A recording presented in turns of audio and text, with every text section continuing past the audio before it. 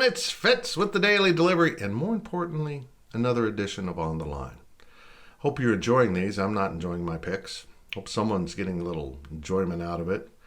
I've been as good at picking football as my lava lamp is, which isn't running right now because I didn't warm it up. Maybe I need to warm up before I make my picks.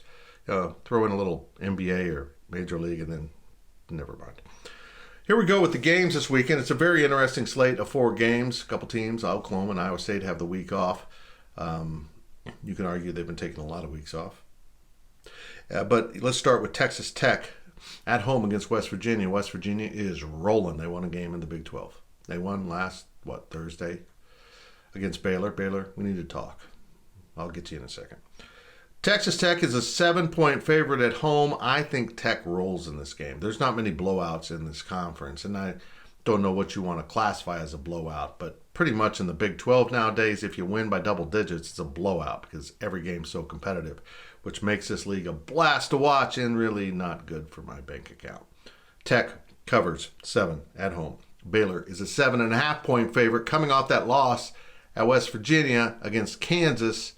Kansas is coming off back-to-back losses in games they could have won. They're with Jason Bean, the backup now at quarterback, because Jalen Daniels apparently had his arm torn off by Bears, which is ironic because they're playing the Bears this weekend.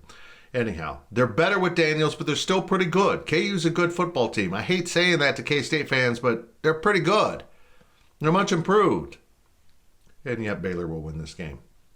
7.5, I think Baylor wins. A pretty comfortable game at the end of the day. KU probably will have some issues with that Baylor defense, even though the defense isn't as good as it has been. Moving on. To the spread I cannot explain unless Spencer Sanders has also had a bear encounter. The Oklahoma State quarterback got beaten up pretty good in the TCU game. More on that in a bit. But I think they've got the right spread, wrong team in this one. If Spencer Sanders is healthy, that's the big question. Vegas always seems to know stuff like the rest of us peons don't get to know. We'll see. Oklahoma State's coming off a narrow overtime loss at TCU, a really good team. And meanwhile, Texas is coming off a narrow home victory over Iowa State, which is winless in the conference. So naturally, of course, Texas is a 6.5-point favorite on the road at Oklahoma State. Now, if the quarterbacks all play, if everyone's on the field, I don't understand this at all. I'm going Oklahoma State with that spread. I kind of feel like Texas might win. They're 2 pretty good football teams, but I think 6.5 is just too much.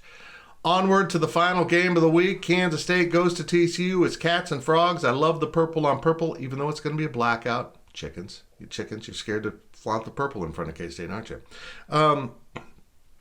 Kansas State is a 3.5-point underdog at TCU, which is basically home field advantage, and I get that. And I have no problems with this spread. I actually think it's probably a pretty appropriate spread.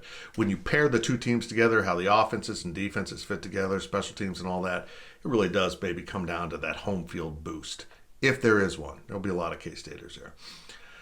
Now, the problem is I don't think anyone calculated in how beaten up TCU and Oklahoma State both are after that game last week.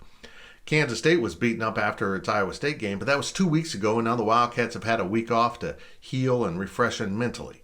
So mentally and physically, I think K-State is in a better position for this game than TCU, and I think that's the difference, the whole difference. Yeah, sure, it'll come down to plays on the field, but at the end of the day, in the fourth quarter, K-State, I think, will be better off than TCU. I think TCU is going to hit the wall and start losing some games, but this is the first in a huge run for Kansas State. I call it the proving ground is here for K-State. You got TCU, come home, play Oklahoma State and Texas.